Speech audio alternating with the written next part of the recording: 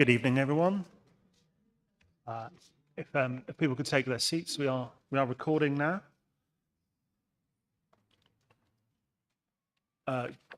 Good evening and welcome to this meeting of the Overview and Scrutiny Committee. I'm Councillor Paul Prentice, Chair of this committee.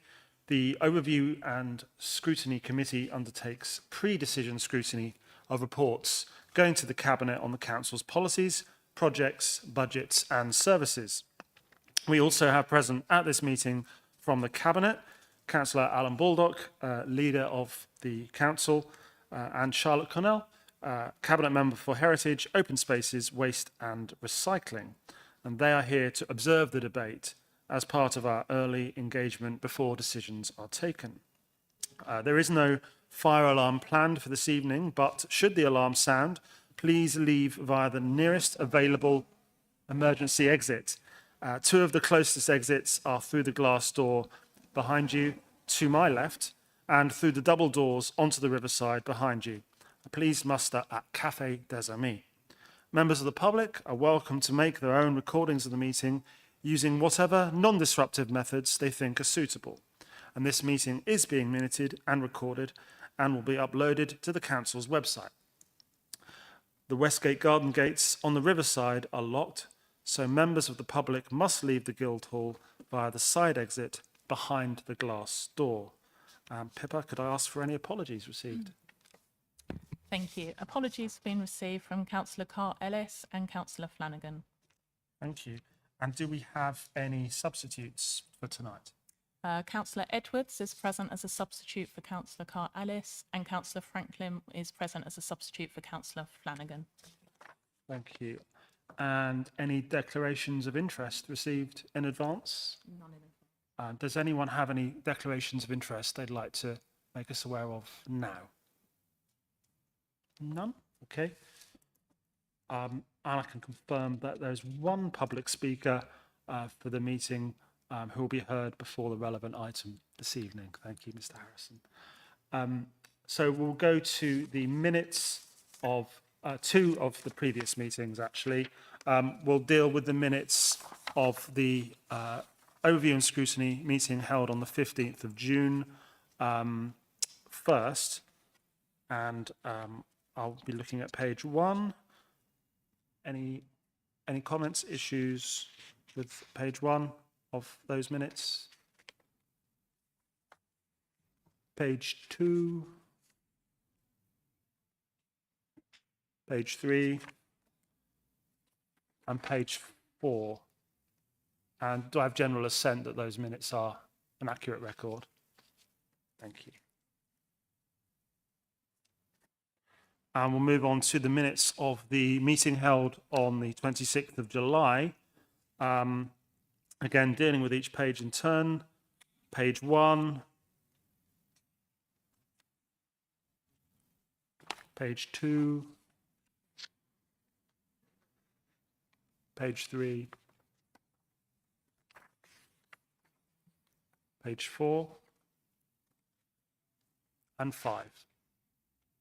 Do I have general assent they are accurate? Thank you. Okay.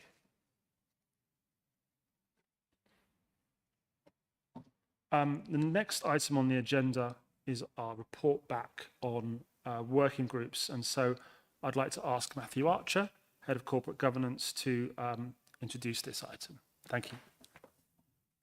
Thank you, Chair. Good evening, everyone. You may recall that at the last meeting, you had a conversation about the process that we were going to follow for the adoption of new working groups. After that meeting, I wrote to the group leaders and asked them for any suggestions for topics that might be considered for future working groups. And the list of topics is included in the agenda on pages 21 onwards. You can see within the table, you've got the topic there, and you also have some comments from the corporate leadership team who have considered each of those topics and how it might best fit in to future workloads or not.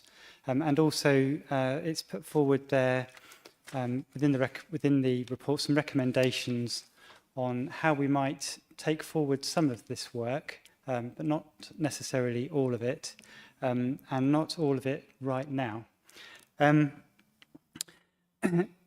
Once we had the list of topics, we then had a conversation with the leadership and also with group leaders to consider how it fits in best with the immediate priorities that the council is facing around forming a new corporate plan, delivering the local plan in particular in fairly quick time, which is cross-cutting and obviously affects a number of departments across the whole council.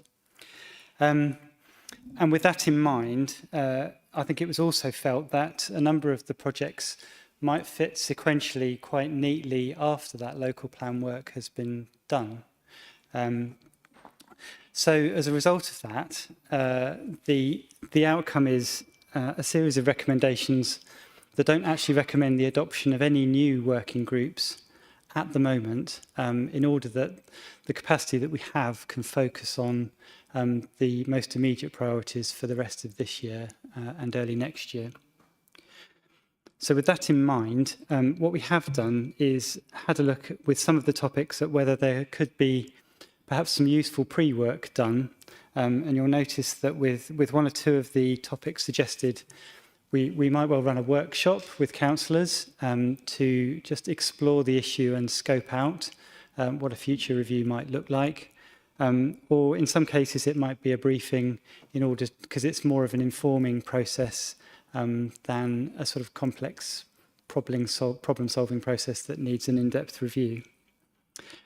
So with that in mind, it was felt best to bring it back to the next meeting here today, just so that you can see what topics are on the table at the moment and how we might try and take some of that work forward in the near future, and then defer some of it for future consideration.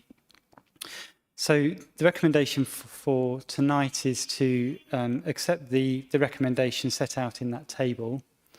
And if you're happy to do that, then we would bring a further report back in the new year, assessing the state of play once some of the immediate work is done, to see what might fit well next. And you can also have a think at that stage about whether there are any new priorities that have emerged which may not necessarily be highlighted in this report. So with that, thank you. I'll take any questions. Thank you, Matthew. Open up to the floor. Councillor Turnbull. Hi, thank you. Thanks, Matthew. I'm pleased to see that the Airbnb issue is going to get some kind of airing, even if the working group can't be set up straight away. And I totally understand the rationale behind that, and I understand the rationale behind all of this, which looks eminently sensible to me. But councillor workshop, is there a sort of precedent for that? Could that happen sooner rather than later? Could it happen before Christmas, or is it likely to be? And what have you done this kind of thing before? I'm not quite sure. Yes, It's likely to be. I won't commit officers to a timetable, because that would be unfair. But I think, in the spirit of the fact that if there's an agreement to defer the working group activity, then we would do our very best to try and do what we can in terms of the briefings and workshops within reasonably good time. So I think I'd need to sort of ask the officers concerned, because also they'll need to think about what that workshop might look like, and obviously it takes a bit of putting together as well. Make sure you ask the right questions and have the right format in the room to get the feedback. I'd like to propose these recommendations, and I see a seconder from the floor. Yes, I'm happy to second. Thank you. Thank you, Councillor Edwards. I propose that the recommendations in relation to each topic be accepted, and that's basically option one. And do I see? I think we should probably go to a recorded. I don't know if anybody wants to debate. Oh, do we need? Would members like to debate what we've seen? Yeah. Sorry about that, but thank you very much. Just a quick question for the older persons accommodation review. It does say the first meeting is to take place early September. We haven't had one. do we know when that might be, please? My understanding was that there was a meeting in the calendar for September, so we can certainly take that one away and have a look, because, well, I sort of hope you have, but let's hope not as well. 4th of October now. Thank you.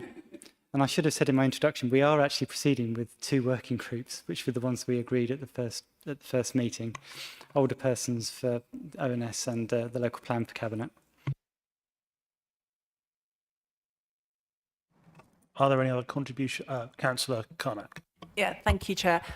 Yes, I just wanted to make a comment about establishing a youth council. I understand entirely that resources are stretched and that we've got other working groups, but I would ask, this was something that was really supported at the last council meeting of the outgoing council, and huge support across party.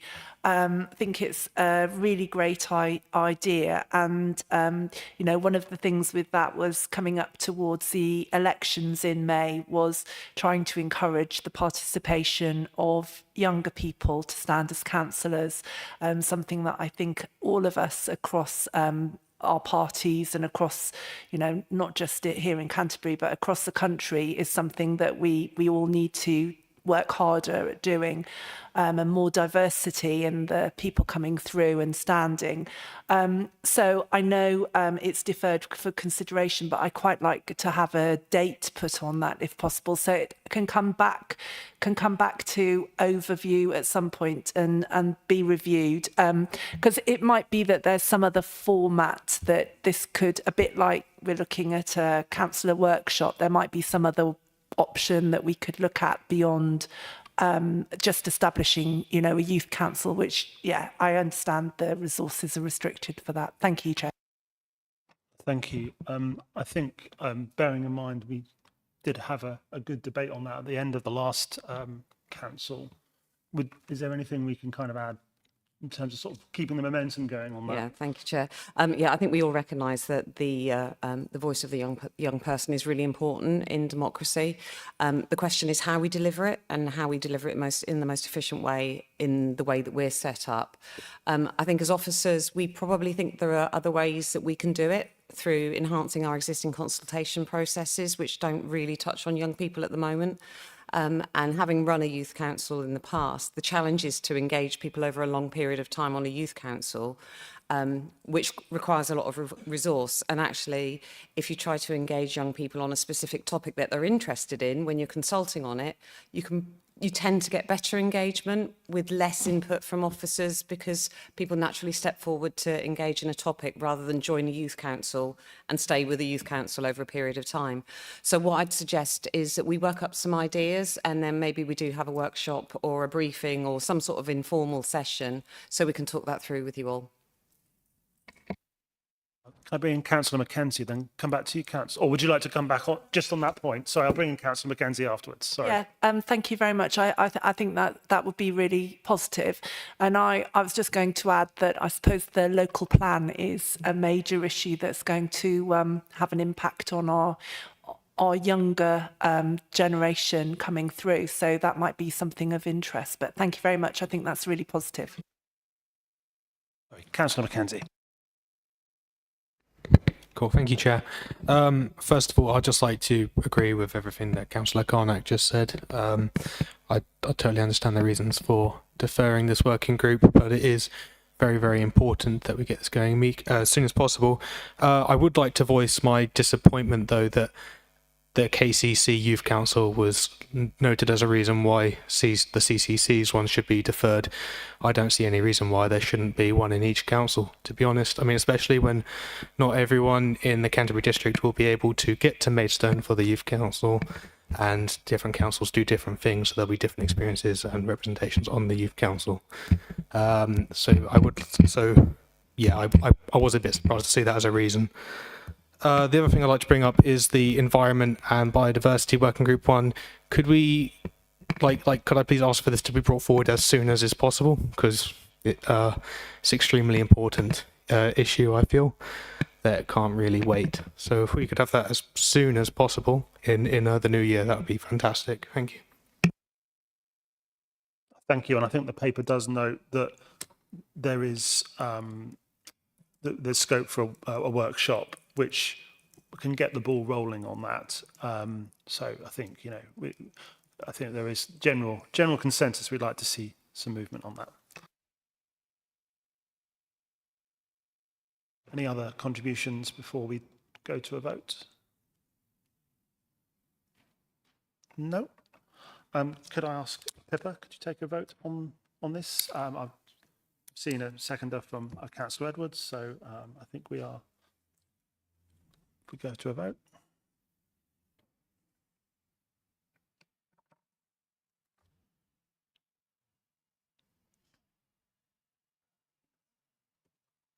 Thank you.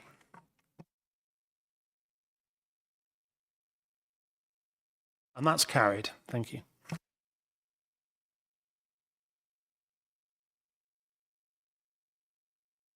So next on the agenda, we have the item 7, which is on garden waste. We're considering the report of Tricia Marshall on this subject. And to begin with, I'd like to invite Mr. Harrison to speak for 3 minutes as a member of the public. Thank you.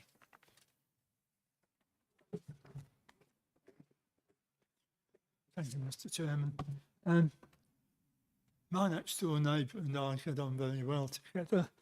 And last year, when the new scheme came in to pay for bins, I suggested that rather than both of us paying a full amount for both bins, we should share the cost. And that worked very well. She pressed some buttons on her mobile phone or computer or something. I gave her the cash, and that was that. And we've done the same thing this year. And all the time we're living next door to each other, I can't see any problem like that. But what I'm concerned about is the fact that in this agenda it says in the future you want everything paid by credit card. Well, I haven't got a credit card. I don't want a credit card. I always like to pay as much as possible in cash. And there ought to be some facilities for people who haven't got credit cards or kind neighbours to be able to pay, whether it's at the council offices, at the post office, or direct to Canenco. But just to say there's credit card only does seem very bad. And there was also the comment on the radio this morning that more people seem to be using cash this year than they were last year. So that would seem to add to my comments. Thank you. Thank you very much.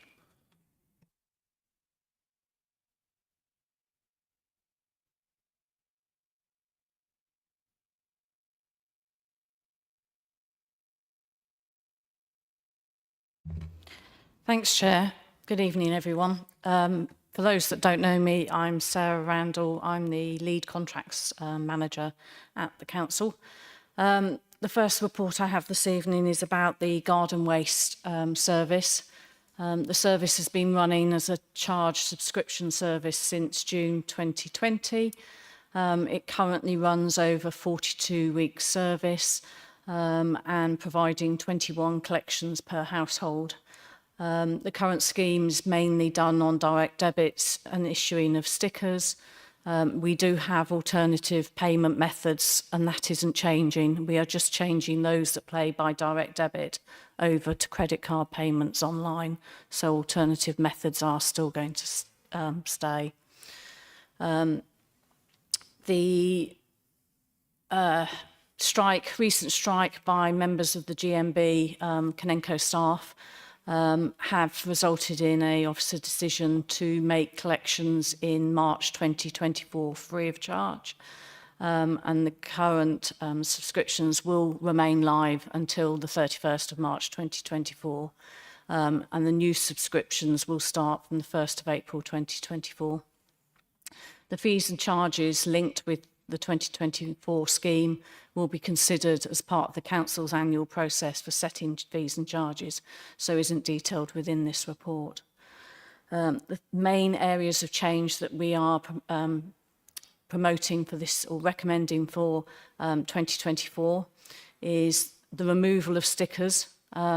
We have over recent years sent out stickers that residents have put onto their bins to provide visual checks for crews on the ground as to which bins to collect. This year we've had real problems in getting the stickers out by Royal Mail to households, with a number waiting for over 4 weeks for delivery and a number having to be reordered. So therefore we're recommending that we actually remove stickers in the future, and that the crews use the handhelds that they have to actually inform which bins they need to collect. As part of the promotion of this, we will also be encouraging residents to make sure that their garden bins have their address on it, because that will help link the actual addresses with the handhelds. So that's the first recommendation. The second recommendation is the moving from direct debits over to credit card payments. The benefit of this is that at the moment direct debits do result on occasionally people not paying via direct debit but still getting their stickers. The whole process can take up to 8 weeks because of the requirements around the direct debit process. Whereas the idea is that we move across to a credit card payment or debit card payment online, as you would pay for anything Amazon shopping or whatever. So it's done directly, immediately, and therefore you'll subscribe from then. So the proposal is to move from direct debits over to credit cards payments. The third recommendation is to cease doing the Christmas tree collections from 2025. That this will allow us to therefore increase the number of weeks to do the garden waste collection. So it links to recommendation 4. For those that subscribe to the garden waste service, they will be entitled to have their real Christmas trees collected. They won't have to chop them up and put them in the bin. They will be able to leave them by their bins. But it will mean that Kanenko and the service will know where to collect the Christmas trees from, whereas at the moment it is literally a 2-week drive through that we still find Christmas trees on the roadside in June, July this year. So it is one thing that we do need to look at and amend the service we provide. Moving over to the 46-week service from the 42 will increase the service to those that subscribe, so they'll get 23 collections a year compared to the current 21 collections. This should increase our recycling volumes and benefit the residents. The next option is to remove garden waste for purple sack properties. At the moment, we have circa 2,600 properties that are on purple sacks. These are residents that the properties don't have space for wheelie bins. So in theory, they shouldn't be able to have a garden waste wheelie bin. Some residents have got round this by having an alternative collection point for their garden waste, but our electronic system that Kanenko used to manage the system doesn't allow properties to have 2 collection points. There can only be 1 collection point. So the recommendation on the purple sack properties is that if residents still want to have a purple garden waste collection, that they move their whole collection to an alternative site, and that is what we use. And we will consider all those requests on a one-to-one basis. And then finally, running through all of this will be a comms plan that will inform residents of the changes being proposed. This will need to start in December because we will need to cancel all the direct debits that are in place. As I mentioned earlier, there is a formal system for the direct debits. So those letters will have to go out as letters rather than emails in December to inform people that the direct debits are cancelling. Thank you, Chair. Thank you, Sarah. What I'm going to propose is that we take these recommendations that have been presented. Do I see a seconder for those? Councillor Mackenzie, thank you. But what I would like to do is take each of these recommendations, all 6 of them, and just debate each of them in turn so that we can just see whether there are any amendments or where the consensus might be. Sorry, Councillor Stockley. Thank you. It's not unusual that I'm first. Thank you. In which case, on the sticker question, I can't help but feel that I mean, the stickers were problematic. They took a long time to come and they fade and you can't really read them anymore, etc. But I do think something along the lines of an identity needs to be thought about, because what will stop my next door neighbour, for example, putting his bin out next to mine and it being collected, he's not paid, I have, or vice versa? I think a visual is imperative for the dustmen to be able to see, the waste collectors to be able to see exactly, quickly, which ones are valid and which ones are not. Thank you.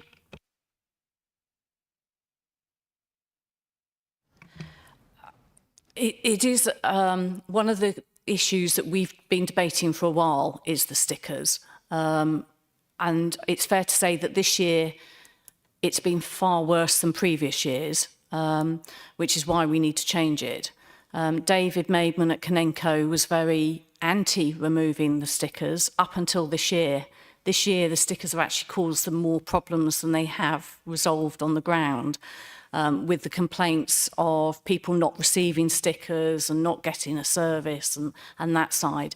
And his opinion is very much now that we shouldn't be providing stickers. We have looked at alternatives in the past, and stickers were decided as the route when originally we went live with the scheme.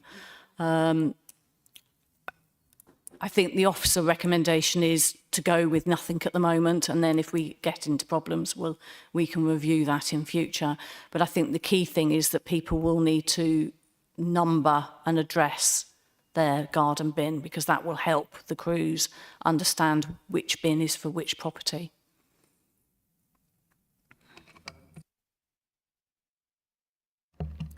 Hi. With the credit debit card payments, will they be recurring? Because that makes a big difference to how you do things. Because I mean, I can see we can just see a big drop off because the comms could be problematic on that. That you've got to go back into a system and make a payment and cancel it, make sure your direct debit's cancelled. But is it going to be an annual recurring payment on the debit card? No, the proposal is that it would be a one-off and they'd have to resubscribe each year.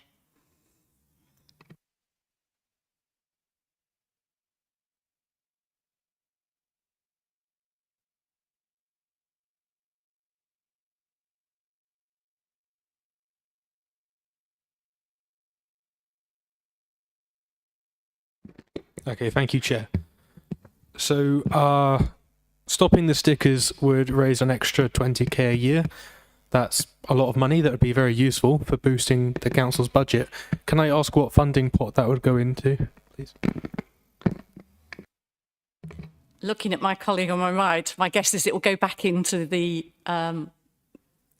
general fund and it will be distributed as part of the annual budget setting. But the proposal for next year is to use that money to aid the comms plan. Quite rightly reminded, I need to theme these around each recommendation. So we just talked about credit cards, didn't we? I did we have any more on stickers? Because I think I need to just. So I will take. Councillor Turnbull. Thank you. Thank you, Chair.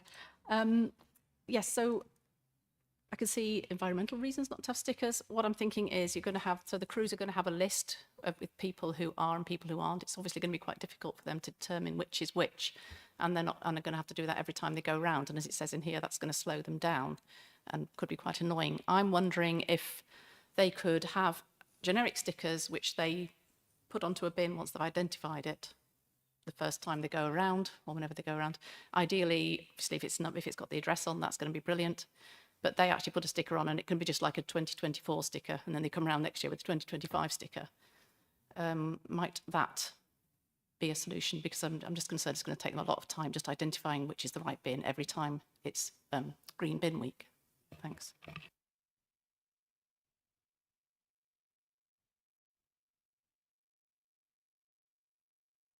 Is that stickers?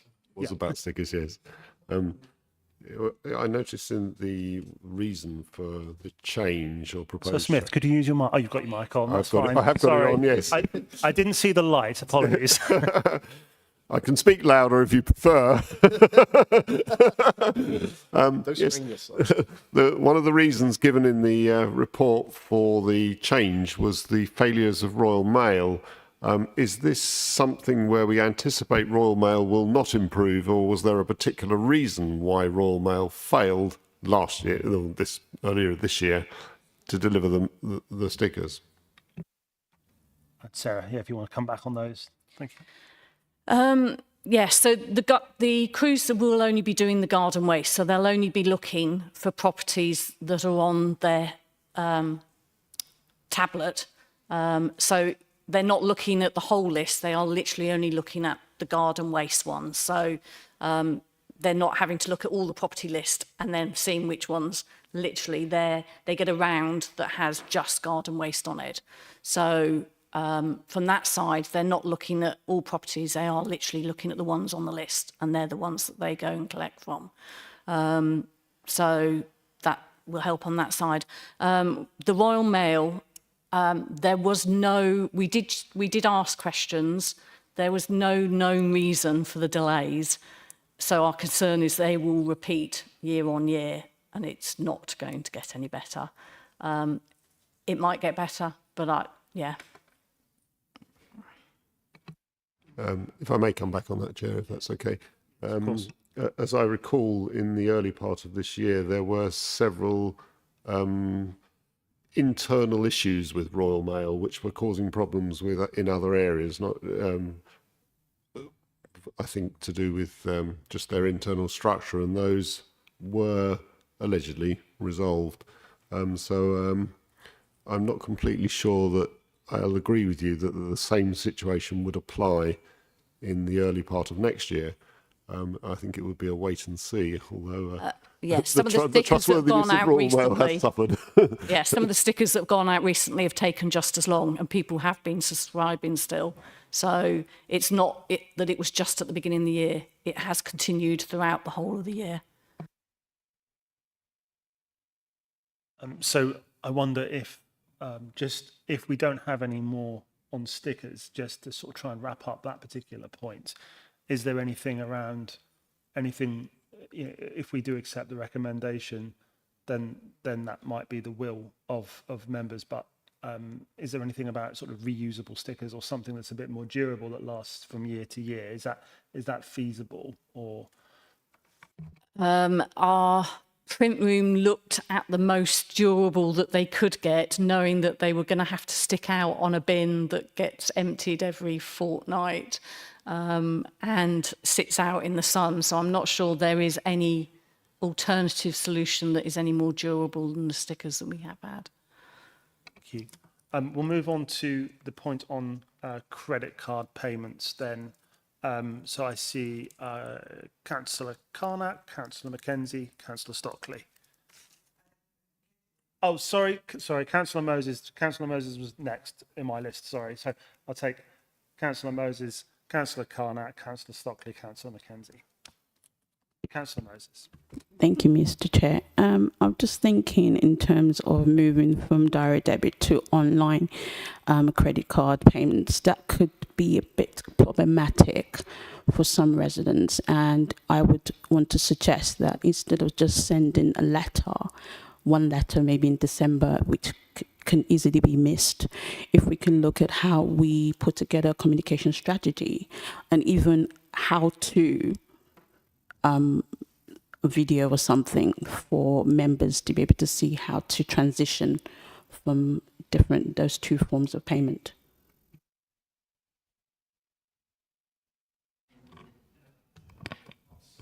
Yeah, thank you, Chair.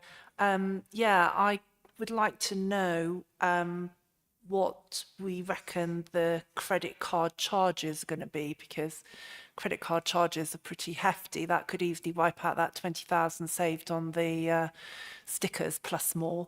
And I agree with Councillor Smith as well. I think if it's only a one-off payment, I think we can probably all look to examples in our own lives where direct debits, we tend to just leave them knowing we're going to continue with the service, but a one-off payment, we can forget and postpone and procrastinate. And I think that could cause even more problems then if people don't register in time and pay on time to start their service when they're expecting it. I agree completely with Mr. Harrison. I think and with Councillor Moses. I think it's maybe could be deemed to be excluding some residents, but yeah, I think I would really like to know about the calculation for credit card charges if everyone pays by a credit card. Thank you. Thank you. Councillor Stockley. Thank you very much. In agreement with everybody else, you know, my mother-in-law doesn't have a credit card. My brother doesn't have a credit card. They wouldn't be able to pay for their green bins. So I think we need to think of another way in addition to the credit card if we don't go down the credit card route. Thank you very much. Is it Councillor Mackenzie? Thank you. And then Councillor Buckman afterwards. Thank you, Chair. Yeah, so I actually agree with everything that's been said so far on the credit card thing. I'm quite alarmed by this. So in Surrey, there's an ageing population, and me and KG have spoken of a lot of elderly residents, many of whom do not have access to internet and are not they're not tech savvy, sorry. And, you know, we have one resident who's written letters to us because they can't send emails or telephone us. So how would people like these, so how would people like them be able to pay for their green bins if they don't have access to the internet? I know it was mentioned in the report that there would be assistance for them. Could you provide more detail about what that assistance would be, please? Thank you. Thank you. Councillor Buckman. Yeah, do you include debit cards as well as credit cards? And I just don't think any day of age, especially now, that we should be encouraging people to use credit cards and get into credit. That's all. Thank you. Sarah, do you want to come back on all those? I will try. Yes, thanks, Chair. So yes, there will be a comms strategy. In cancelling the direct debit, we have to write to the residents by letter, and that will go out by Royal Mail. After that, we will do a mixture of letters, newspaper, social media, and emails, so that those that have registered and provided us with an email address, we can then communicate by email.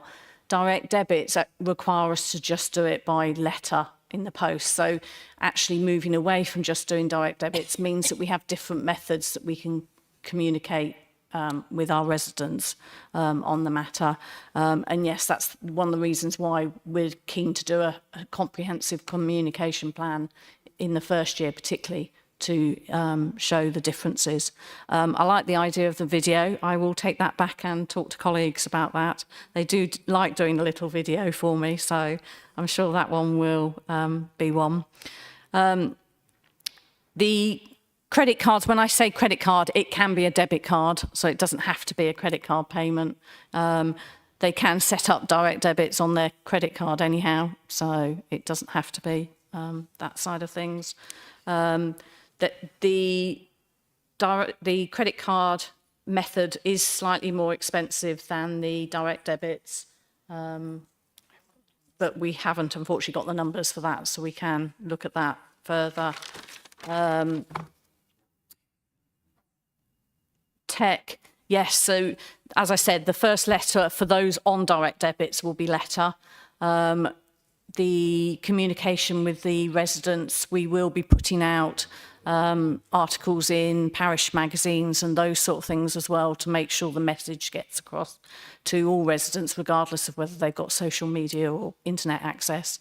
And yes, there is alternatives, and that is currently being used and will continue to be used, in that they can phone our case team and they will take them through the process of how they can pay. And we use different methods for that depending on the need of the resident. I think that covered them all. Just a question from me was around cash payments for council transactions at the moment. Are those possible?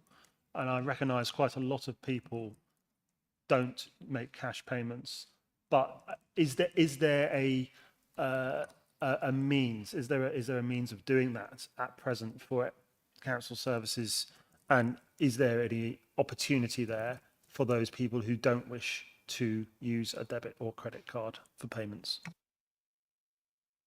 Thanks, Chair. I'll probably pick that one up. So just to be really clear, that the change we're talking about here is for existing customers who are using direct debit as a method. So I think they will have bank cards of some sort. And I think we need to be really clear, it's about debit cards as well as about credit cards.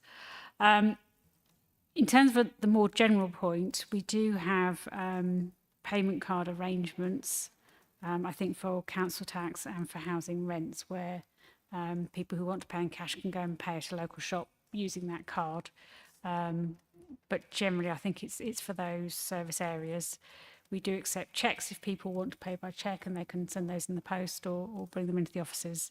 But generally, we find that if it's something like a residence parking permit, that actually people are buying their road tax online using a card, and therefore they're able to access our services in the same way. Thank you, Chair. Thank you, Tricia. Is Councillor Edwards, your point on credit cards? Or would you like to debate one of the other points? One of it, yes, part of it's on credit cards, but I also wanted to talk about the stickers retrospectively. Sorry Should we about just this. debate those points then, as you wish? Yeah. Okay, thank you, Chair. My feeling about this is that it's more complicated for residents, and it sounds like quite a complicated changeover and quite a complicated comms exercise. So I'm not actually convinced it's saving a lot of effort, energy, or maybe money. And certainly from my point of view, and this is really speaking personally, I haven't had any comments from other people about this, residents. You know, I don't have to think about this. I mean, my direct debit comes out, my sticker arrives, and, you know, that all works. I'm on for getting rid of plastics, but I live in a particular little spot in Canterbury that gets missed with the stickers on. And I'm going to have to put not a number on my, because I'm not in a number, I'm in a little tiny enclave, which means I'm going to have to put a whole street name on, which, you know, is, for me, it's obviously much more work. Now, okay, maybe I can do that, but this does feel like quite a complicated changeover, and I'm not quite sure for what purpose. I do appreciate the idea of having more collections, and I don't mind paying for that on the green bins, having the extra ones. But, you know, I'm in an area where, in fact, I didn't try and put my Christmas tree out, but my neighbour did, and it was still there in July. It was going up and down the road, mind you, and running about the place. She complained several times, and it really never got collected. So, you know, we've got, you know, we are all green bin payers, and the only one, the Christmas tree that went out, was just floating about. So I think we've got to be much more accurate, and I'm not convinced in our little enclave we'd actually be recognised as one where the trees should go, as opposed to someone else who just happens to put it out, you know, without me, I don't know quite what I'd do, have to put a big notice on mine, the same size as a sticker. So I think, you know, for me, it's quite complicated. I'm not sure this is going to work. Councillor Harvey. Thank you, Chair. You said that you were going to send out a letter to people that are not on direct debit. No. Or they are on debit. So if you're going to send a letter to people that are on direct debit, how are you getting in touch with people that pay any other way? And if you're going to send them a letter, will it have a phone number they can ring rather than an email? Because if they haven't got an internet, they won't have an email. And as we know, a lot of offices and areas within the council, you can't ring anymore. It is just email. So I think if people are not on direct debit, they're going to need a phone number to ring up to ask for help. Or even if they are on direct debit, they might need to ring up to ask for help. So will there be an email and a phone number that they can ring?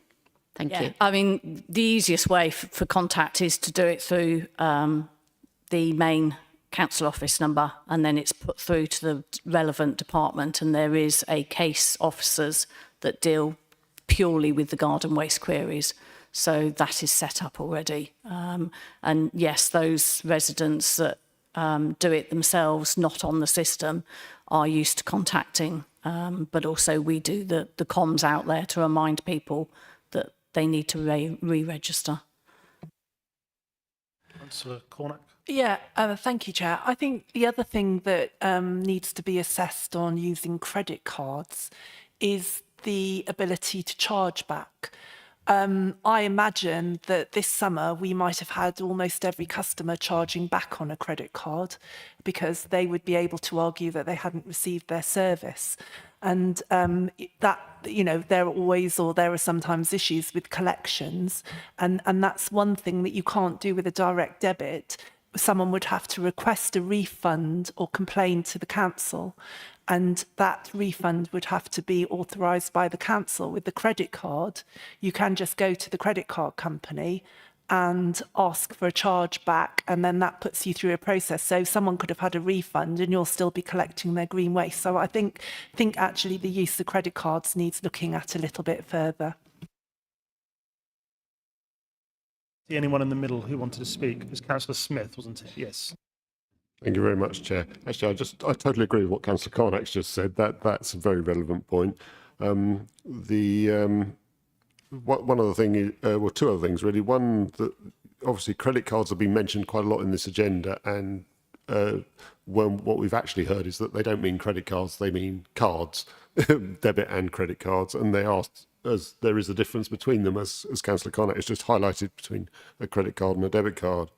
The other thing that concerns me about this, with the phone communication system, is as I understand it, BT are moving to a digital phone structure in the very near future. So people without the internet will cease to have a phone, full stop,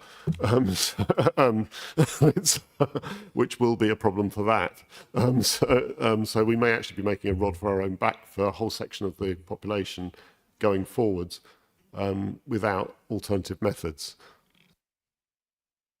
Thank you. Sorry, Sarah, is there anything you would like to respond to on that point?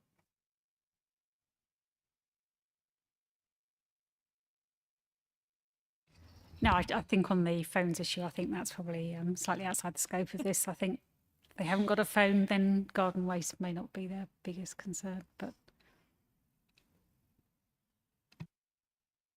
we'll move on to item 3.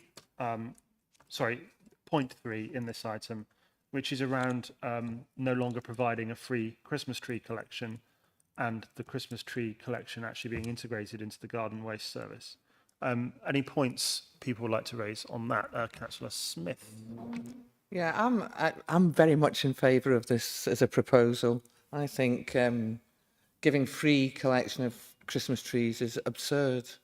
I know it's something that's happened for a long, long time, but it's a choice people make to have a Christmas tree. Why am I paying? Why is this council paying for people's choices? If I wanted to get rid of a bed that I bought, I'd have to either pay for somebody to clear it or pay for the council to come and clear it. I think Christmas trees are in the same thing. If that's what you choose to have, you should pay to get it taken away. I think the Pilgrim's Hospice thing works very well. I'm glad to see it on this. Mackenzie? Yeah, I'm also in favour of this one. I mean, as far as I'm concerned, I mean, having read your report, this will save the council money, it will save labour force, it will save fuel, which will lower emissions. And as you've pointed out, there are alternatives for people to get their Christmas trees delivered if it's not on their garden waste. One thing I would ask, though, is could you maybe explain to us a bit more details about what these alternatives are, just so we understand them a bit better? Thank you. No more on that particular point for now. Sarah, would you like to come back on this? Yeah, so we've partnered with Pilgrim's Hospice for the last 2 years. They've expanded their service they provide. So what happens is a resident can book in with Pilgrim's Hospice collection, pay a donation, and their tree is collected on a specific day from their property. So it's much more of a personal service, and it was expanded from the first year, the previous year, to this last year, because it was so successful the previous year, and they're keen to work with us moving forward. So it is a good scheme. Councillor Turnbull. Thanks. I was just going to say, I mean, obviously people will dump their Christmas trees as they do, and they always will. It's always a nice pile on Cromwell Road every year. What would be the procedure with that? It will end up as fly tipping, so it will be collected by the fly tipping crews. So once that gets out, then that's what people will do. They will just, I'm not supporting them being collected, and I totally agree that it should be people's responsibility to get rid of them. But ultimately, as you know, you will end up having to pick up an awful lot of Christmas trees anyway. So yeah, it's just a comment really. Could we, it might be worth considering as part of the comms plan, and this is something that might need to be considered, especially around Christmas and New Year time, how just a dumped Christmas tree could still well be considered fly tipping. And although I think maybe people see it as biodegradable, they don't see it as fly tipping in the way that a mattress or some other item might be fly tipped. And I think that might be a specific one to bring out in the comms plan, because I think that it's one of those points that could be in danger of being lost, because any fly tipping is a nuisance after all. Are there any more points on the Christmas tree collection? No. Oh, sorry, Councillor Dan Smith. I mean, this is just a wild thought suggestion, so don't take it too seriously. But is it worthwhile contacting, as if there's sort of still room to look, some of the bodies like the Wildlife Trust or the Woodland Authorities as places to dump Christmas trees, because where they are biodegradable and the rotting wood would actually be useful for the environment in their areas. This is something that I'm not the expert on this, so I'd be totally happy to be shot to pieces on it, but it is a wild thought. It was something that I thought, when you have a dead tree, they are actually useful for the insects and all the rest of it. So. Councillor Naomi Smith. Hi. Yeah. Thanks, Dan. No. I think the Wildlife Trust would, or RSPB would be not very happy to take on lots of dead Christmas trees. I think we could be saying that a Christmas tree is for life, not just for Christmas.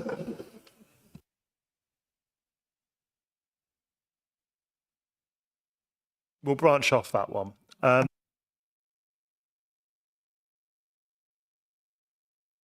I'll move on to point 4 of this item, which is around the move to a 46-week service. Do I have any particular points on that? People are happy.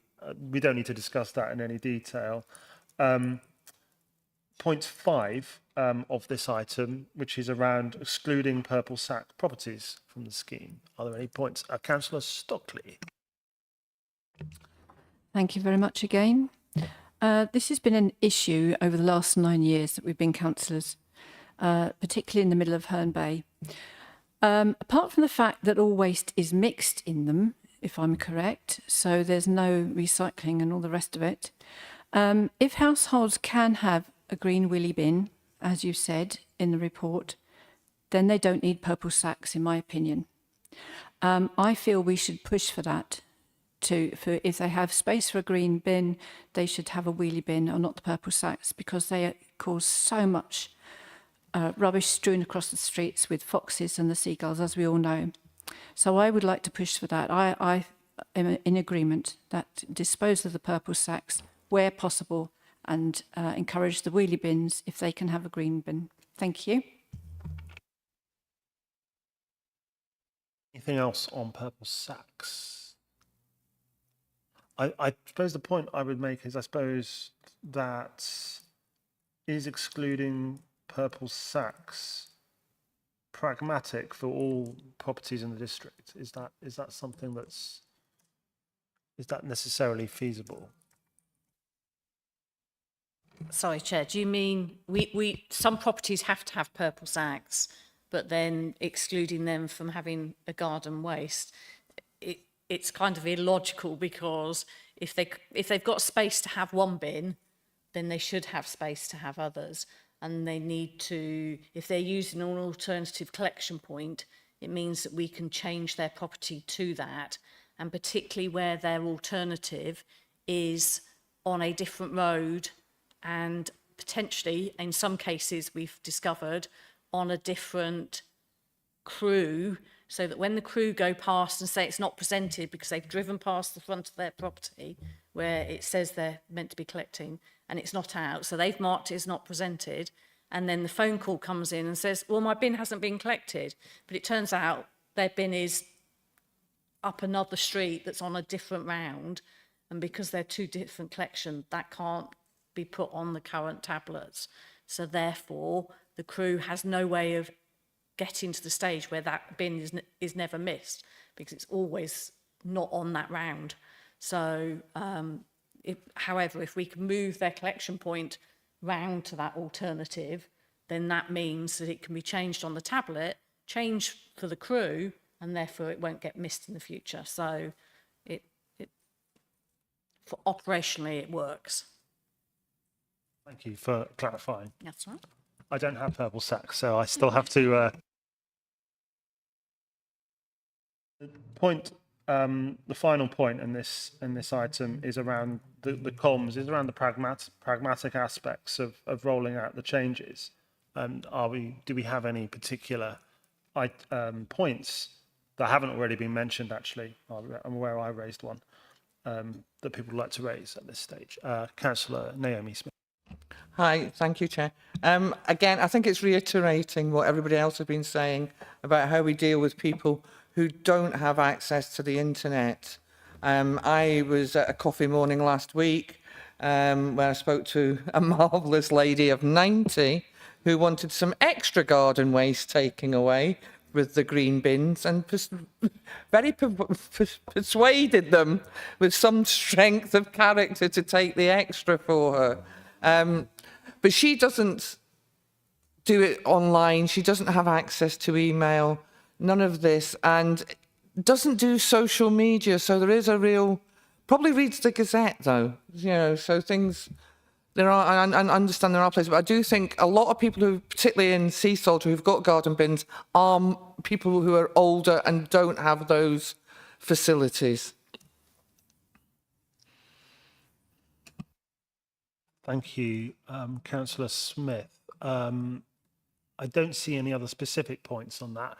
I think all I would add would be to, I suppose, reiterate the point around Christmas trees as part of the comms plan, and also I think just sort of reflecting on Councillor Smith's points around that. Let's just ensure that we do continue to use those more analog or non-digital comms methods, whether that is a press release in the Gazette, whether that is even just items on local radio. I mean, they may be smaller in audience reach and readership or listenership, but they are still important for many of our residents who aren't online. So that would be just sort of my conclusion of that particular point. If we don't have any more points to raise on these 6. Oh, sorry, Councillor Smith, didn't see you. Apologies. Sorry, apologies, Chair. It's not specifically on the 6. It was more a case of something that was mentioned earlier on about some properties having room for one bin and no more than one bin, or the awkwardness around that. It occurred to me, is it something that could perhaps be taken back and thought about as to whether one bin could be used for different services if the collection date is a different day? So use 1 save bins and 2 you have a bin for garden waste on one day, recycling on a different day, and etc. Just something to take away and have a think about, I think, perhaps for the team. Thank you. Yeah, and just to add that we're still waiting for the government to announce the changes on the consistency collections that we've been waiting for a little while now. They were proposing 7 bins per property. So we are still waiting to see if that's the route they're going and if we can reduce that in any way for our local residents. So yeah, it's definitely something we'll need to keep an eye out over the coming months, year, depending on when that announcement is made.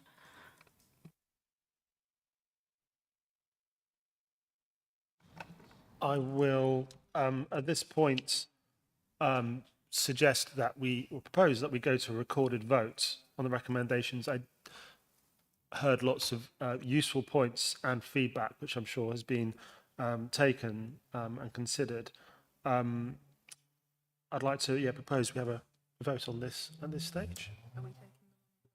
Can I ask whether we want to take these all as a whole or whether we'd like to take them individually? I think, Councillor Stockley? Individually for me, because I agree with some and not others, please. Okay. Thank you. We will, people happy with that? Yeah. So we'll go one by one, 1 to 6. The other option is we can just pass comments and we can make recommendations. A vote would be a little bit more, it's a bit more sort of directive, I think, wouldn't it? So if we go for a vote on 1 to 6, 1, 2, 3, 4, 5, 6, and we'll just do it that way. And we're getting all the feedback anyway. It's just getting a clearer view as to what people think of each. So I will.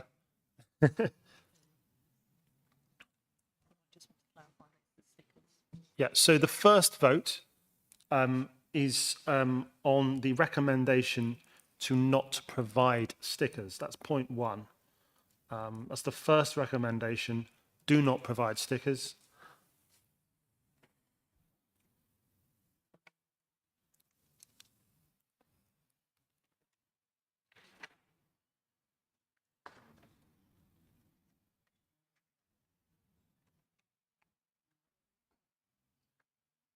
Okay, and that vote has been carried in favour of not providing stickers.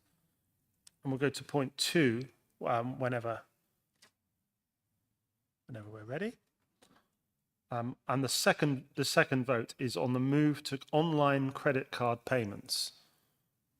Move to online credit card payments we're voting on.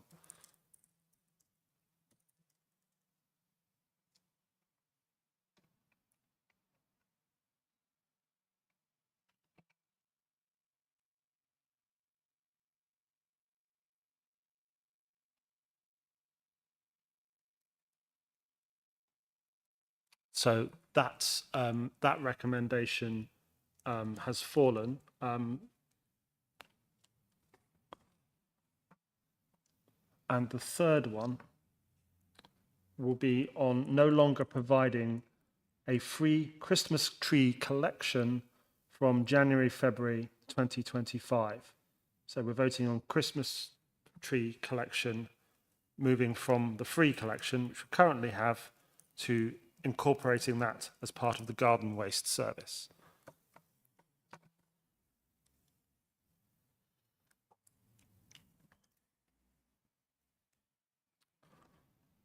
And that's clearly passed. That's carried. And the fourth vote will be on the move to a 46-week service, only if the free Christmas tree collection is dropped. That's a 46-week service we're now voting on.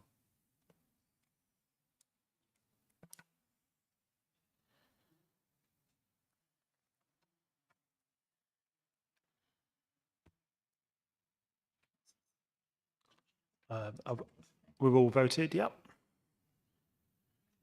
And that has clearly carried. That's passed.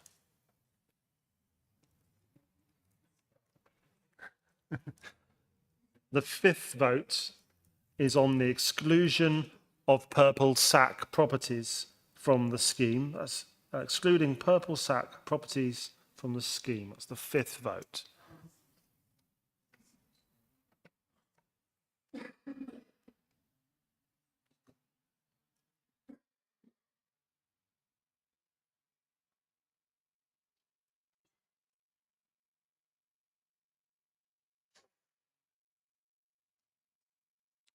Everyone voted. So that has just passed. Yes. Thank you. That's carried. And the sixth vote is around the communications plan to promote the changes. So the general one. I probably don't need to vote on that because you'd assume that's happening anyway. So you can probably save the. You've already started it. Well, It's already. it's in progress, that one. So. That would be quite a bizarre decision. It's a good job we did. Right. Okay. Thank you, Dan. I did think that was a bit odd voting on that one, but it's too late. It was already.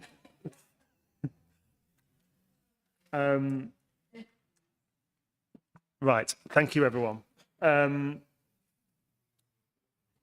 do we want to do about the credit card one? Did we have? So that was the one. So that was the only one that. So with regards to credit cards, what we could suggest we do now is.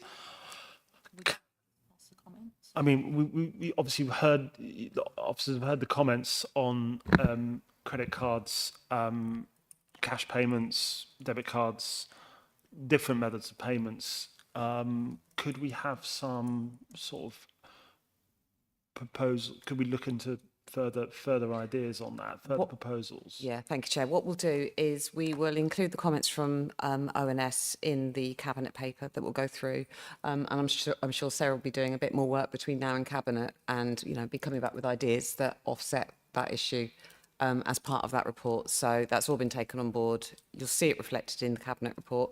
You've obviously got the portfolio holder here as well, so it just means a bit of work between now and Cabinet to try and sort of find a solution to that. Thank you.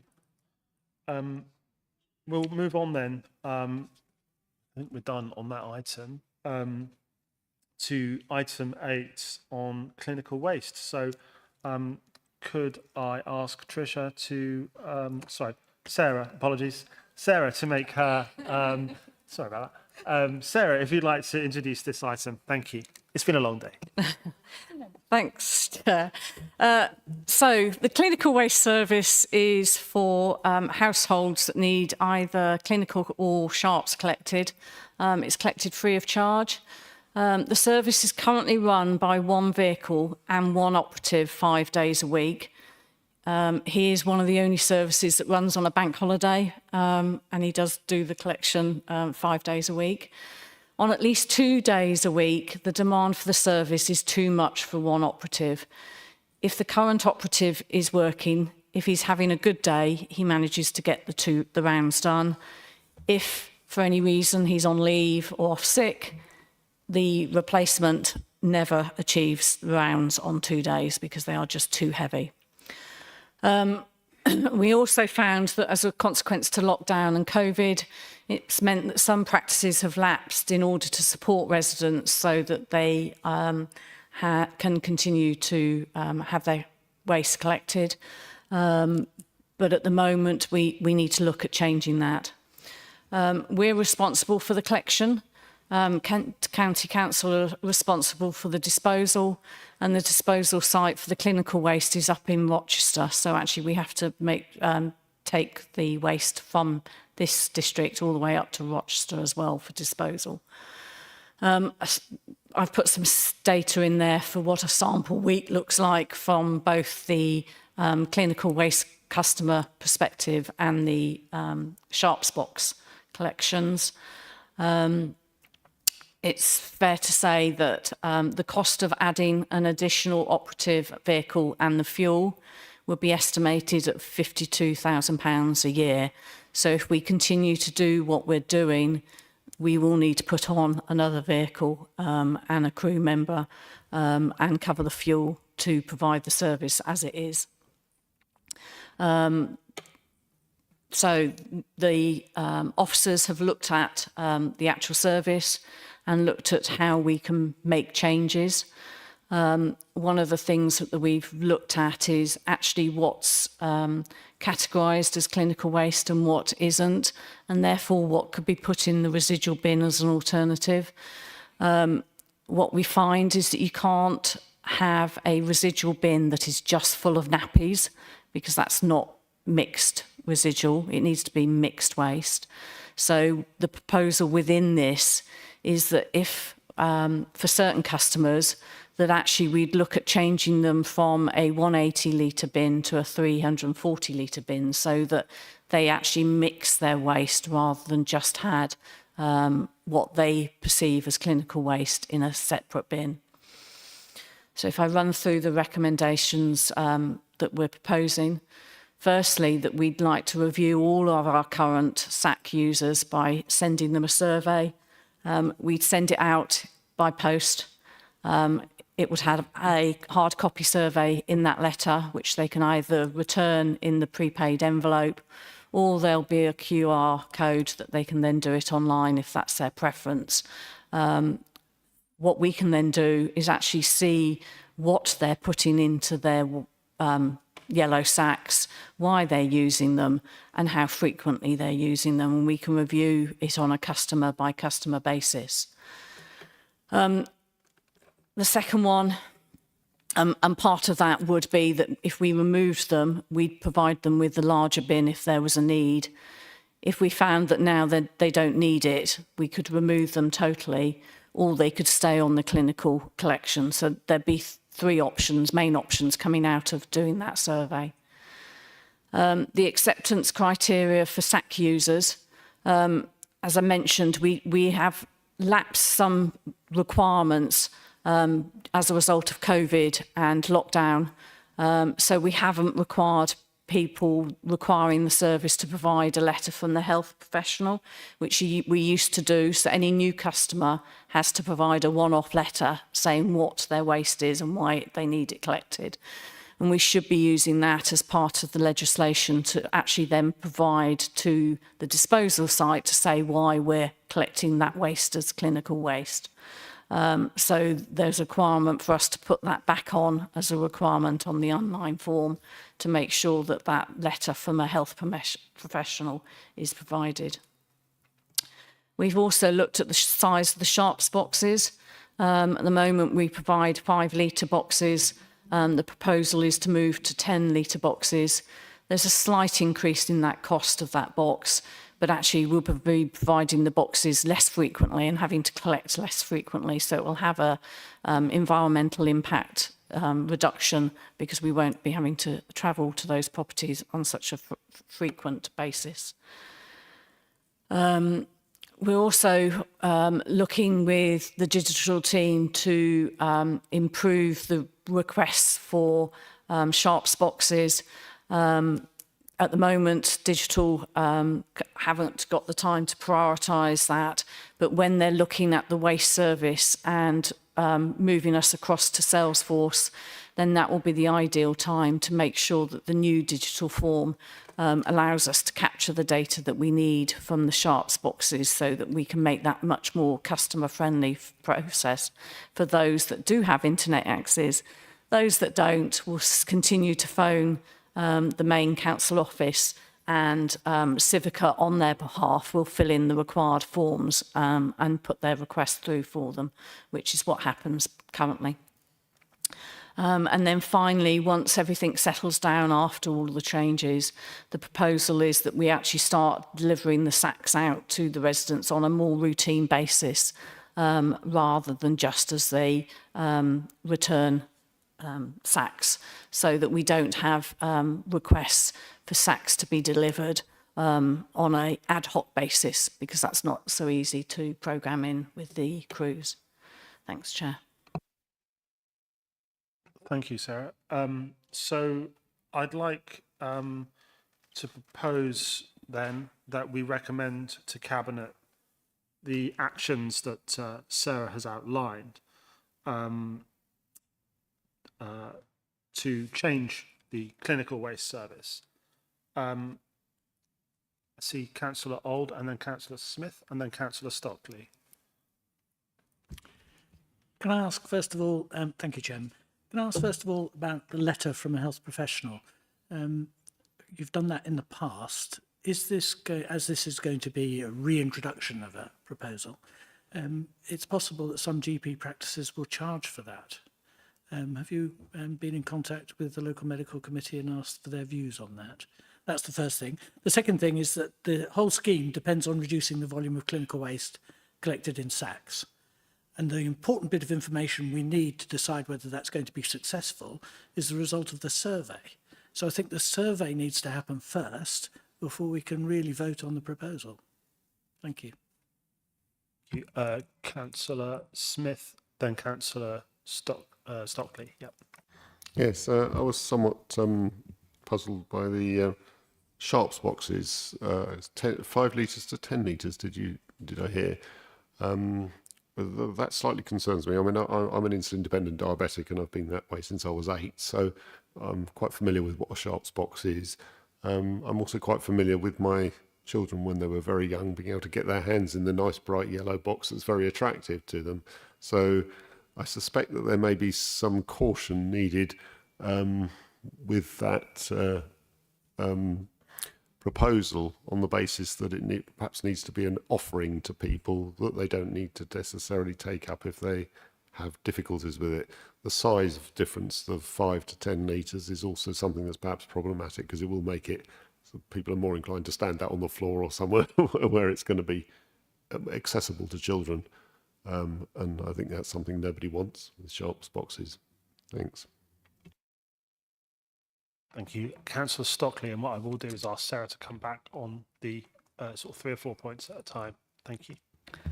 Thank you very much. I completely agree with you, Dan. That's one of my things is the children. I'm assuming that this is aimed mainly at people who have regular collections. This is highlighted to me because my daughter's just had a caesarean section and has been given sharps to use for a week in a small yellow box to dispose of them, and she now can't get rid of it. No one will take it. The doctors won't take it. The chemist won't take it. The hospital won't take it back. What does she do with hers? I'm wondering, can we think about, is it within our remit even, but can we think about having drop-off points, say at the hospitals, that the individual boxes can go to, because it seems an awful waste of manpower and machinery to come out to collect the one box with a week's worth in that she won't potentially ever have again. And there must be many, many people like that. If it's a case that she has to ring the council to get it collected, how long is it between the request for the collection and the actual collection? How will she know when they come and collect it? Do they contact her first? Do they knock at the door? Does she have to put it somewhere? Because of safety again, as Dan said. But I think we could save an awful lot of money if we could organise somewhere where small, if there's great big sacks, you possibly can't. But small sharps boxes and sacks could be offloaded into a safe place at the hospital or doctor's surgery or somewhere. Thank you very much. Take Councillor Mackenzie, then I'll ask Sarah to respond. Okay, thank you, Chair. My question is about monitoring. So I was wondering, if we agree these proposals tonight, could you come back to us with a regular update on how things are going, maybe quarterly as a suggestion, I don't know, and let us know how these proposals are working in practice, and then if they're and then if we're still seeing issues with capacity, then maybe we could come back to this at a later date with new proposals to consider. Thank you.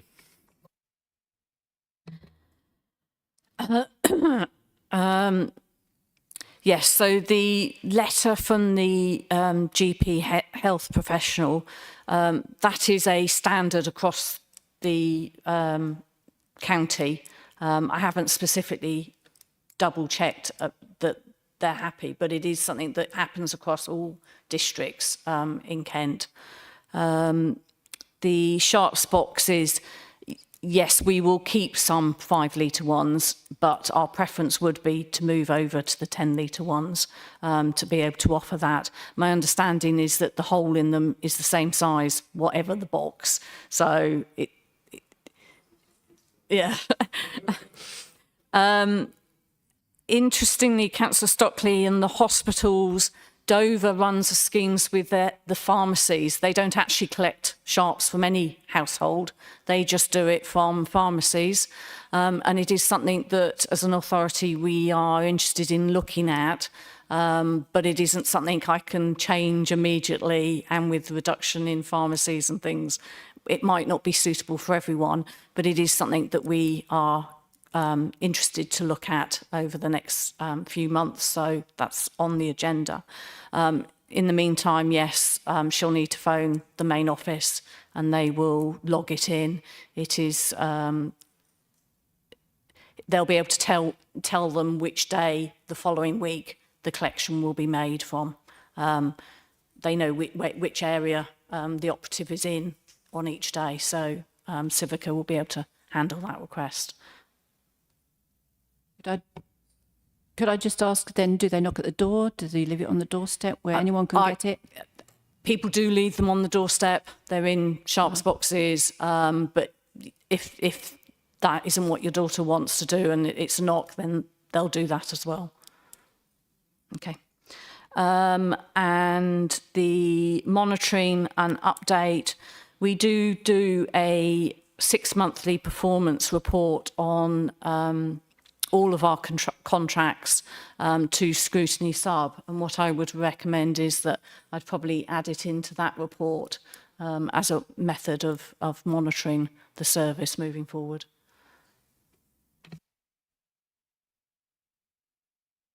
Turnbull. Thank you. I think, was it Peter who mentioned that the survey and surveying what it is does seem to, and I kind of agree that looking at what the problem is before solving it seems to be quite a good way of going about it. And I wonder whether this is a bit too soon to be making these, making these recommendations before you're actually sure what it is that we're dealing with. Yeah, I think we know what the volume is, but where it comes from and what people are putting in, we do know it's a large volume of nappies and things which could go into the normal residual bin. So we believe we know, but that's why it's wrapping it up and getting the survey results and finding out from residents actually what they're putting into their yellow sacks. From a legal requirement, we should know that, but also then so that we can adjust collections where needed. If a property, for example, is putting out four yellow sacks every fortnight, then probably they're not one that we would want to swap over to the residual bin. But I think it's about looking at each of the customer and determining what is best for them in line with us meeting the need to reduce down the people using the service.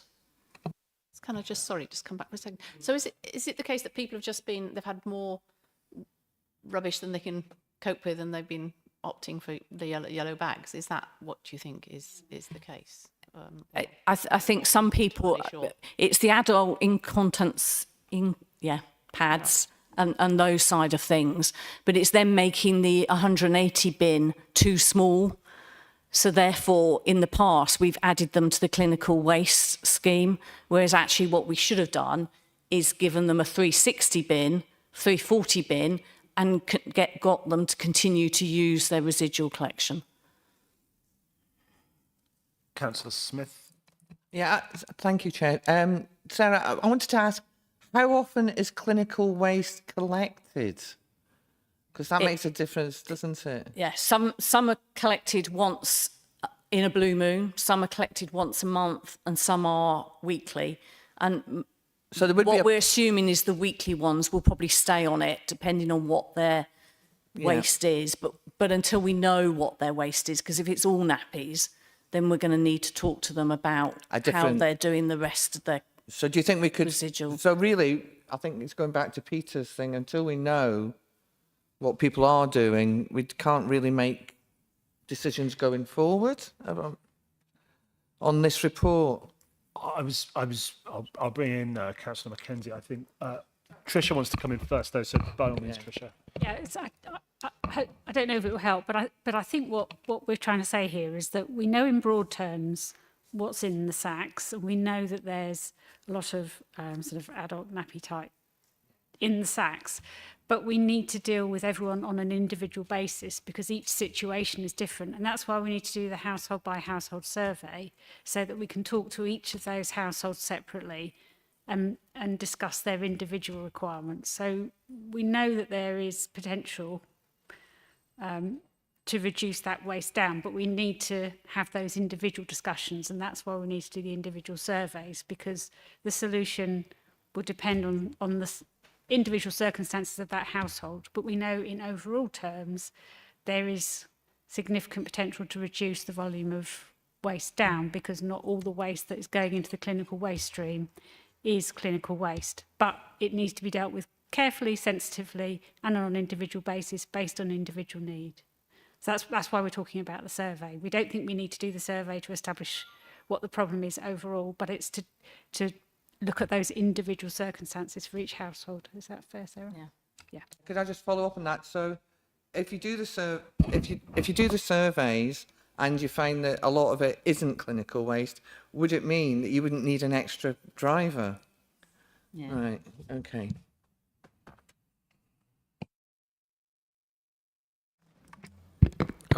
So sort of a similar point to the one that's been made about the safety of the sharp boxes. I'm also curious about the hygiene of the residual bins. So if they're going to be larger and there's going to be more of the waste in there, is there any risk of nasty odours or leaks or pests or anything like that? Is there any hygiene issues with this? We would recommend that they don't just put them in the bin, that they are bagged up from that side of things. It is common practice across the country that this is the methodology of collection. And I think that's why we need to talk to individuals and find out their need, because if the residual bin is just going to be nappies, then that's in no one's interest. It needs to be balanced. And that's why we need to do it. I mean, food in the residual bin is going to cause as much, if not more, smell as well. So the more people we can encourage onto the recycling, that will help with their residual waste and reduction in that. So there is potential, but that's why we need to deal with each resident and each case on a one-to-one basis. Councillor Auld. Thank you, Chairman. As a former GP, I think it's very likely that practices will charge for this letter writing service. And I think as a courtesy, we ought to let the local medical committee know that we're intending to do this. Also, it won't be treated as a priority, and you must accept that there's going to be considerable delay in practices doing this when people request it. Thank you. Councillor Smith. Thank you very much, Chair. And further to Councillor Old's point, it may also be worth inquiring if such things can be done online, because I think the GP letters are often sent online nowadays, so that may speed it up at both ends. But the other point I was going to make was the survey, as I understand it, is about people that are already on the SACS register. Is that correct? Yeah. And the people that are just on Sharps, is that they also include in that? No, we're not proposing to do a survey to them. Because it's to do with the volume. It's what they put in the sacks that is the issue to us. But the reduction on the Sharps is literally the increase from the 5 litre to the 10 litre will reduce the number of times we have to go to them. So, but that comes back down to communicating with them at the time of the swap and expressing that if they have a problem with moving over to the 10 litre, to contact us and we'll look at providing with the 5 litre in future. And I'll pick that up as part of the comms.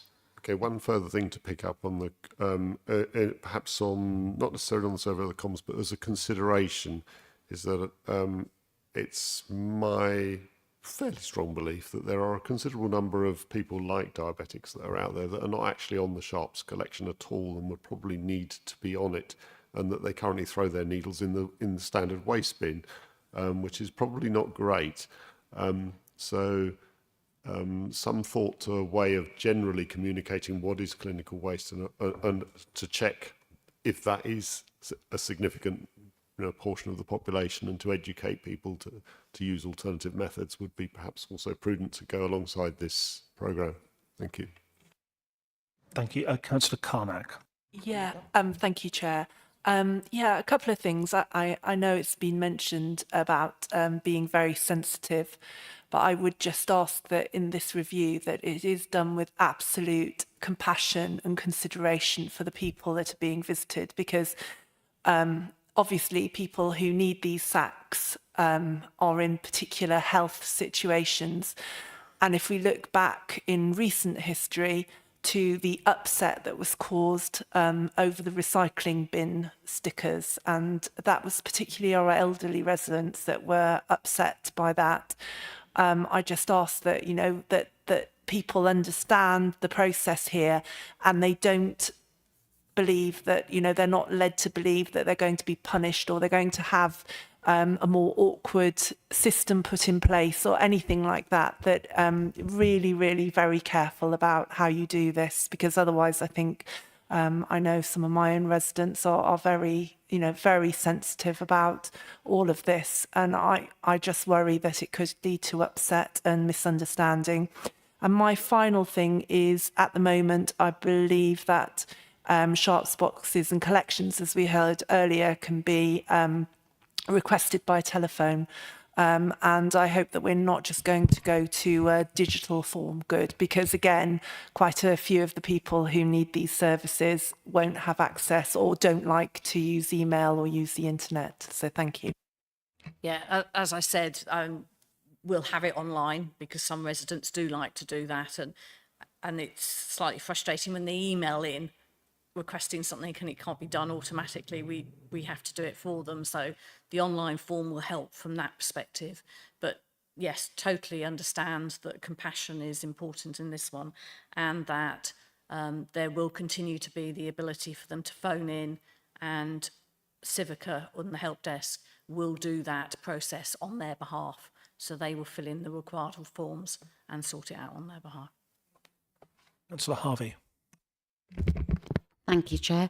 I wonder if anybody perhaps knows, when somebody goes to the doctors and maybe a diabetic person could tell us, or the ex-doctor, when they go, are they given information on what to do with their needles or waste products? And is this something that perhaps, if we need it to be done a specific way, could there be a leaflet designed to give to the doctor's surgery to give to them?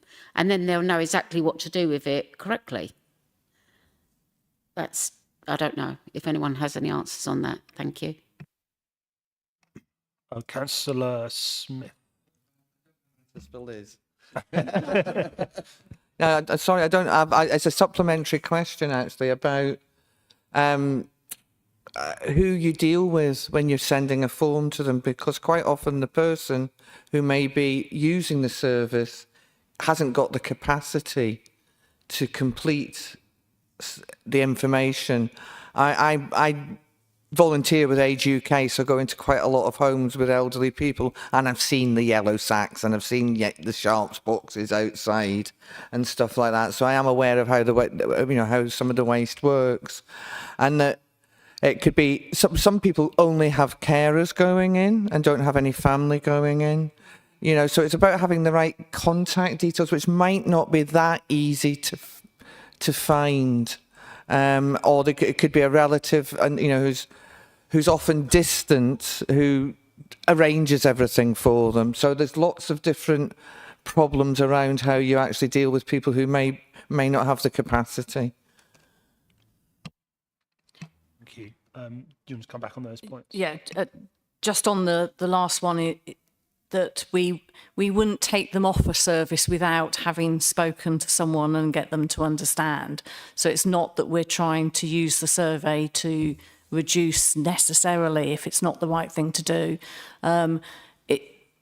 Interestingly, on the assisted, we do write to people on assisted, and we find that those that don't respond to say they want to stay on the assisted, they will then contact you at the next collection and need to go back on assisted. So we do it that way.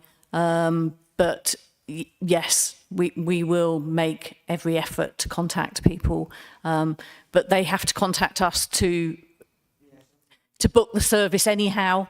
So in the end, they will contact us because they need a service. So they will contact us, and we'll then be able to talk to them about what their need is. But at the start, that will be the last part of the process. So we'll get to the stage where we get to some people that haven't responded, and they're the ones that we will put a system into place with Civica to capture their requirements moving forward. Councillor Auld. Just responding to the point you made, I don't think the problem is with people with diabetes, for example, because they've lived with their condition for years. They understand the system. They'll talk to others and it will work really well. I think the real problem is the example you gave of people who are using injectables for a short period of time, come out of hospital perhaps, and they've been on anticoagulants. They need to carry on that for 7 days. What are they going to do? They don't know the system. They're not familiar with it. They don't get a chance to speak to anybody about it. So having a facility, if somebody phones up and says, what do I do with these half a dozen needles I've collected? Where do I put them and how do I get rid of them might be a good thing. And also your point about compassion is really important, because of course there are a lot of people who might be home for short periods of time who are terminally ill, who are having injections. Of course, if they're visited by Macmillan nurses or whatever, they usually take the stuff away with them. That's not always the case, so we need to be mindful of that too. Thank you. Thank you. I'm just picking through some of the threads of the discussion. I think the survey will be really important in helping inform the policies we seek to adopt here. As picked up by Councillor Olds with his expertise, and also Councillor Stockley's specific example. And I'm also thinking about any comms that might arise as a result of the changes. I think Councillor Harvey picked up a point around how we might target people who may need a little bit of gentle education on how to use these services properly and how to dispose of sharps properly. And I would just generally ask that is considered, whether that is a leaflet or poster, in partnership with local healthcare services. I'm not an expert on how those things are done, but I would, certainly encourage that we sort of look at it in partnership with the experts, basically, and particularly around the comms. Sorry, Councillor Dan Smith. So, thank you very much, Chair, and a very good point. And I think it may be sensible to do that in tandem with the other local district councils in this area, given that the NHS East Kent, for example, if someone goes there, they may live in any one of 5 or so councils, so each of them will have different systems in place, as we've mentioned with Dover. So it would be very helpful if such a thing is done as a coordinated thing between the different councils to explain with each of them how they deal with it, and perhaps through the NHS Trust would be an appropriate way of going through that. Thank you. Thank you. If there are no other contributions on this debate, could I see a seconder? Do I see a seconder to Councillor Edwards? I'm happy to second, Chair. Thank you very much. And we will take, I think the view is that we'll take all of these as one vote rather than the 5 or 6 we did previously. So I'll ask Pippa to set that up and we'll take that as one vote.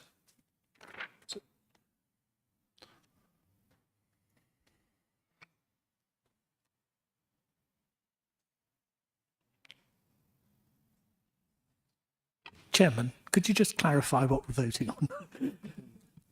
My apologies. We are voting to accept we are proposing to recommend to Cabinet the proposed actions 1, 2, 3, 4, 5. So that's the, I'll just briefly list them. It's the review of all current SAC users using a survey, acceptance criteria for SAC users, the increasing the size of sharps boxes, the point around service requests for sharps boxes, and the service requests for SACs. Yeah, I assume, Chair, this is with the amendments or clarifications perhaps that the officers have put in place, certainly with things like the variation of using the size of the sharps boxes, depending on circumstances, that the larger ones will be the preferred one, but the smaller ones will still be available, for example. Susie, do you want to? Thank you. What we'll do again for this report is we will reflect the discussion in the version of the report that goes to Cabinet. And just while I've got the floor, I should have mentioned earlier, I am a board member at Canenco, but obviously I've not been part of the discussions. And I think most people know that anyway, but for completeness.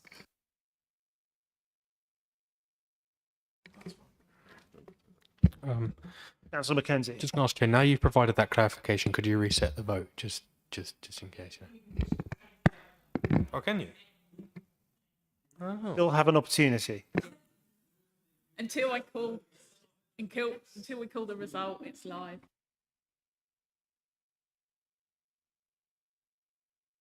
Has everyone voted who wishes to?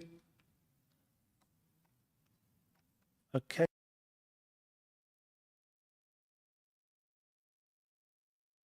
Thank you, that's clearly passed.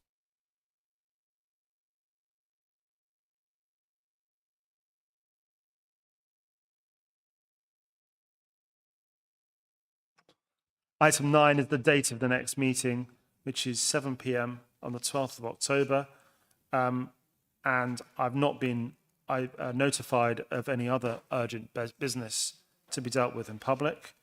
We're not excluding the press and public. And there is, I believe, no other urgent business. And with that, we'll close the meeting. Thank you very much, everyone. Thank you.